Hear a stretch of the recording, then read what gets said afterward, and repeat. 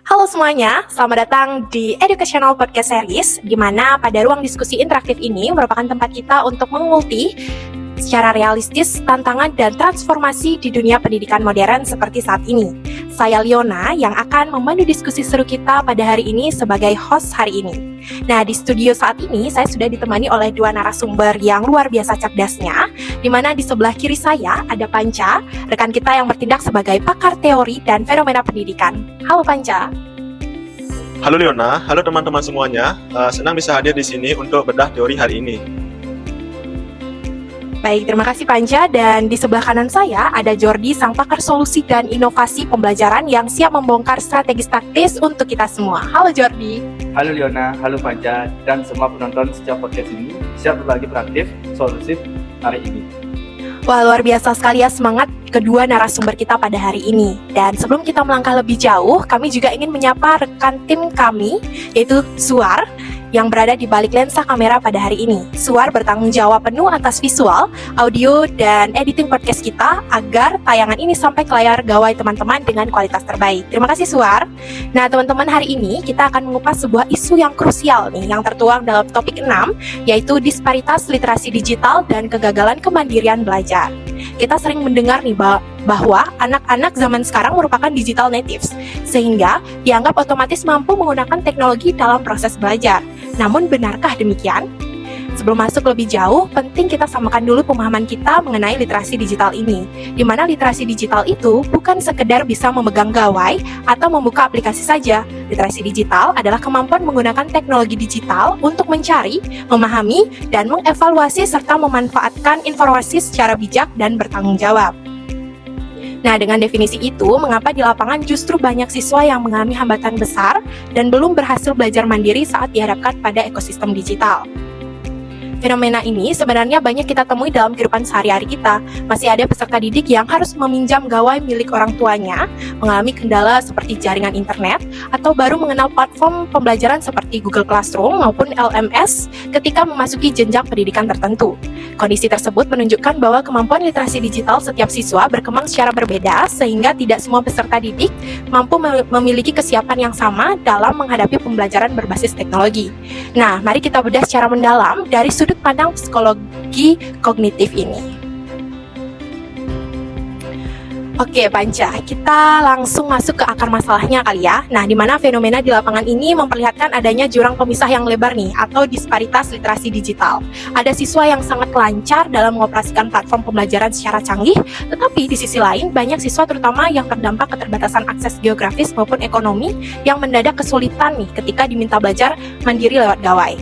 Secara struktur kognitif manusia, apa yang sebenarnya terjadi di dalam otak mereka ketika benturan ini terjadi? Oke, baik, terima kasih Liona. Peran ini langsung membelah jantung masalahnya. Untuk memahami mengapa kemandirian belajar bisa belum berhasil akibat disparasi ini, kita wajib merujuk pada konsep asimilasi kognitif dari Jean Piaget. Piaget menyatakan bahwa perkembangan kognitif atau proses manusia memahami informasi baru itu dikendalikan oleh apa yang disebut skema. Skema ini adalah struktur mental dasar. Sederhananya, skema itu semacam perpustakaan folder di dalam otak kita, tempat tersimpannya pola pikir, pengalaman, dan pemahaman kita tentang bagaimana dunia luar bekerja.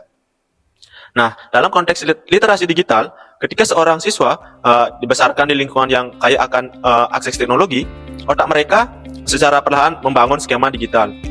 Mereka tahu apa arti simbol 3 garis horizontal untuk menu, mereka paham logika mengunduh file, mereka familiar dengan alur login menggunakan Gmail.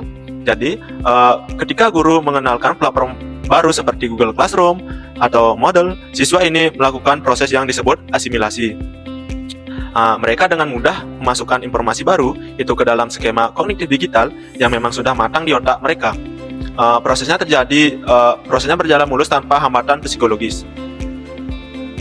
Baik, berarti bagi mereka yang sudah punya wadah mentalnya, teknologi baru itu tinggal dimasukkan saja ya Panca. Nah, tapi bagaimana nih dengan siswa yang berada di sisi seberang jurang disparitas tersebut? Apakah siswa yang jangkauan menyentuh LMS, memegang laptop pun mungkin jarang?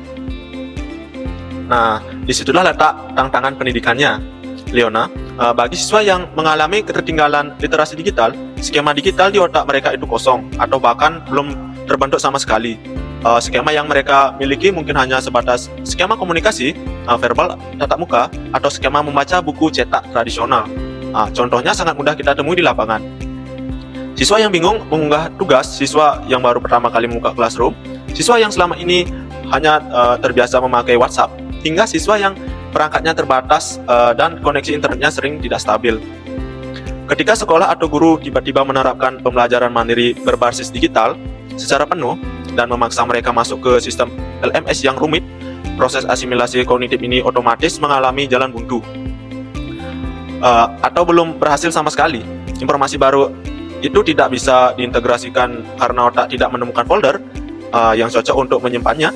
Akibatnya mental siswa terlempar ke dalam kondisi yang disebut biasa sebagai disequilibrium, sebuah keadaan konflik kognitif internal yang memicu rasa tidak nyaman, kebingungan, frustasi, dan kecemasan akademis. Betul sekali Panca. Dan celakanya banyak pendidikan di lapangan yang keliru membaca situasi disequilibrium ini ketika melihat siswa tidak mengumpulkan tugas secara tepat waktu atau pasif di platform digital. Guru sering langsung membalai mereka sebagai siswa yang malas atau tidak punya kemandirian belajar. Padahal secara psikologis, anak tersebut sedang mengalami hambatan dalam proses kognitifnya, bukan soal niat atau motivasi. Wah, menarik sekali ya poin dari Panca dan juga Jordi. Nah, saya rasa banyak guru juga mengalami hal seperti ini. Nah, Panca, mari kita bedah lebih lanjut soal hambatan kognitif ini. Hubungannya dengan cognitive overload teori atau beban kognitif berlebih itu bagaimana menurut Panca? Baik, ini kelanjutan logis yang sangat krusial, Leona. Kegagalan asimilasi tadi secara otomatis memicu terjadinya cognitive overload.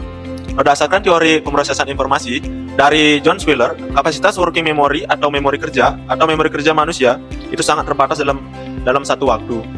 Supaya lebih gampang dibayangkan, anggap saja working memory itu seperti meja kerja di otak kita. Ukurannya terbatas. Kalau meja itu penuh sesak oleh barang-barang yang tidak perlu, ruang untuk benar-benar bekerja ini menjadi sempit. Nah, memori kerja ini ibarat RAM pada komputer, tempat kita memproses informasi sebelum disimpan ke memori jangka panjang atau long term memory, memori jangka panjang. Wheeler membagi beban kognitif ini menjadi 3 jenis. Pertama, intrinsic cognitive load, yaitu beban mental dan tingkat kesulitan materi itu sendiri.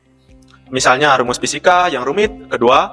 Yang kedua ada extraneous cognitive load, yaitu beban ekstra dari cara materi disajikan atau alat yang dipakai untuk mengaksesnya.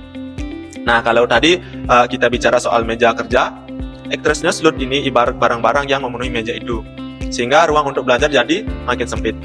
Yang ketiga ada domain cognitive load, yaitu energi mental yang tersisa untuk membangun struktur pemahaman dan skema pengetahuan yang permanen di otak. Oke, jadi jika mejanya sudah penuh dengan urusan teknis, jadi nggak ada lagi dong ruang buat mikirin materi pembelajaran ya. Nah, kalau kita kaitkan dengan 3 jenis beban ini dengan siswa yang literasi digitalnya rendah, apa yang kira-kira terjadi pada meja kerja otak mereka, Panca? Yang terjadi adalah lonjakan ekstrim pada extraneous cognitive load-nya. Mari kita bayangkan skenario nyata seorang siswa dengan literasi digital rendah diminta belajar mandiri materi kalkulus diferensial lewat sebuah LMS. Bagi siswa yang literasi digitalnya tinggi sekitar 90%, kapasitas memori kerjanya akan dialokasikan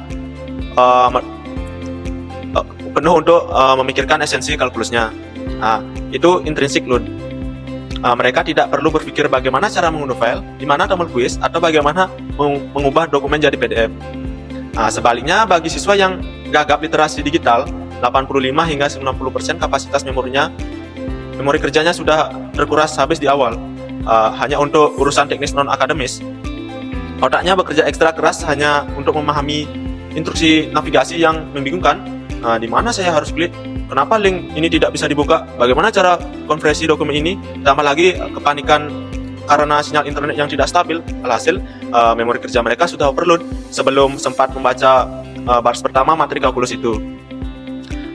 Ini bukan sekedar dugaan teoritis, Leona. Berbagai penelitian menunjukkan bahwa rendahnya literasi digital dapat meningkatkan beban kognitif peserta didik ketika mereka harus menggunakan teknologi dalam proses pembelajaran. Nah, di Indonesia sendiri hasil Program for International Student Assessment atau PISA menunjukkan bahwa kemampuan literasi membaca siswa masih menjadi tantangan. Kondisi ini memperbesar hambatan ketika peserta didik harus memahami materi melalui platform digital sendiri, mandiri. Dengan kata lain, personalnya bukan hanya teknologi tetapi juga kesiapan literasi yang dimiliki siswa.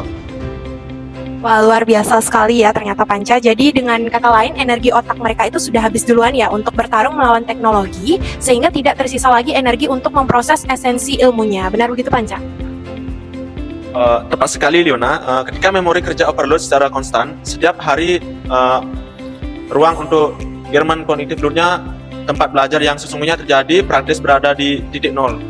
Akibatnya tidak ada pengetahuan baru yang tersimpan di memori jangka panjang. Ketika kondisi ini berlangsung terus-menerus, mekanisme pertahanan diri psikologi siswa akan aktif.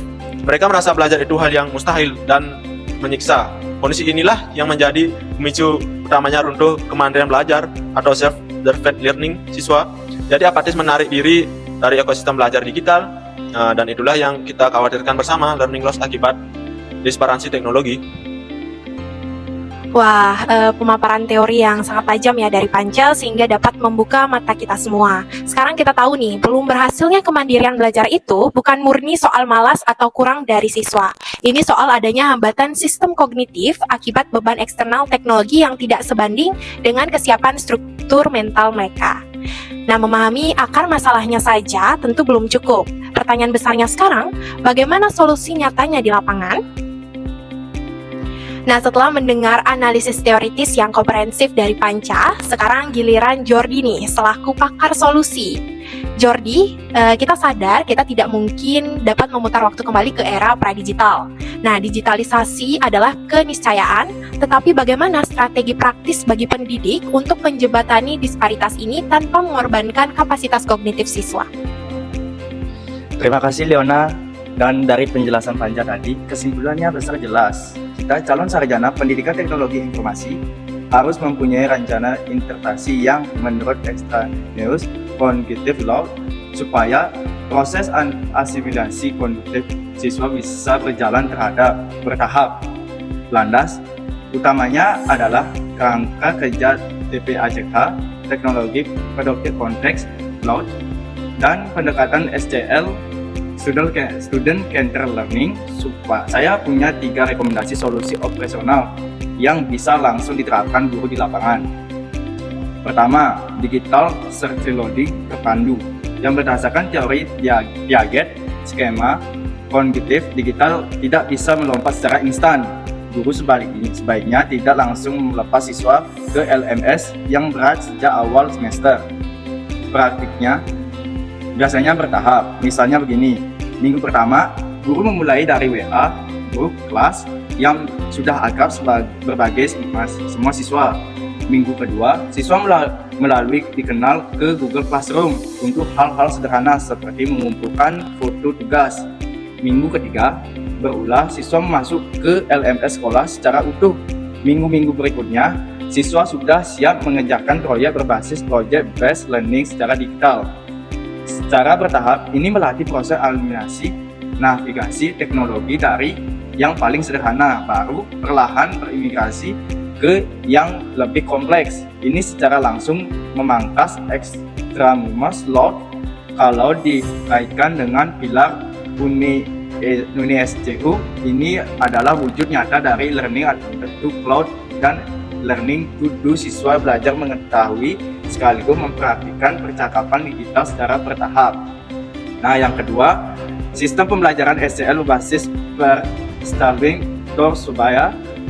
Di kelas yang mengalami diversitasi bagi siswa ada kompleks kecil yang heterogen dari sisi kemampuan literasi digital. Siswa yang literasinya tinggi berperan sebagai tutor sebaya. Tugas utamanya bukan mengerjakan tugas temannya, tetapi mendampingi navigasi teknis bagi teman yang masih kesulitan. Pendekatan ini memberi rasa aman psikologis, menurunkan kecemasan distributorium, dan mempercepat proses akomodasi skema kognitif baru lewat integrasi sosial.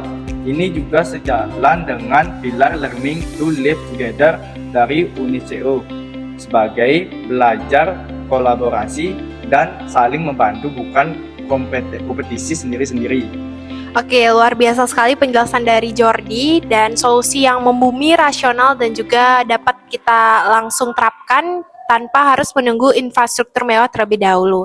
Nah, intinya adalah kreativitas pedagogis guru dalam mengelola beban mental siswa. Baik teman-teman, tidak terasa kita sudah di penghujung diskusi hangat pada hari ini. Analisis dari Panca mengenai teori kognitif dan solusi taktis dari Jordi memberi kita satu kesimpulan besar, di mana kemandirian belajar dalam ekosistem digital bukan variabel yang muncul begitu saja dari ruang hampa, tetapi kemandirian belajar adalah hasil akhir dari kesiapan skema kognitif siswa.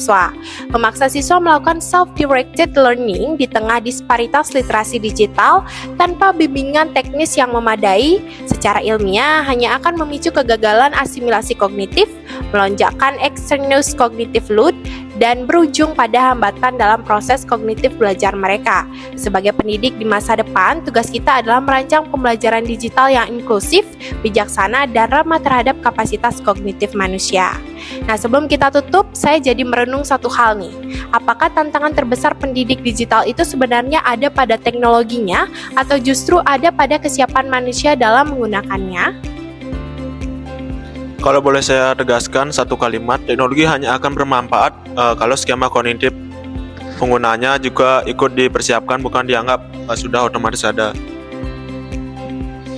Dan dari sisi solusi, suatu kalimat penegasan saya, pada akhirnya teknologi seharusnya menjadi jabatan, bukan hamparan. Tugas kita sebagai calon pendidik adalah memastikan setiap peserta didik memperoleh kesempatan yang sama untuk belajar tanpa tertinggal hanya karena terbatasan literasi digital. Baik, terima kasih Panca atas analisis teoritisnya yang mencerahkan dan juga terima kasih untuk Jordi untuk solusi yang aplikatifnya. Terima kasih juga untuk Suar di balik kamera yang menjaga kualitas visual dan juga audio kita tetap prima. Nah, yang paling utama terima kasih juga untuk teman-teman yang sudah menyimak episode ini sampai akhir. Saya Liona mewakili kelompok 6 pamit undur diri. Mari bersama kita wujudkan transformasi digital pendidikan yang humanis, inklusif, dan berkeadilan sehingga tidak ada peserta didik yang tertinggal hanya karena keterbatasan literasi digital. Sampai jumpa!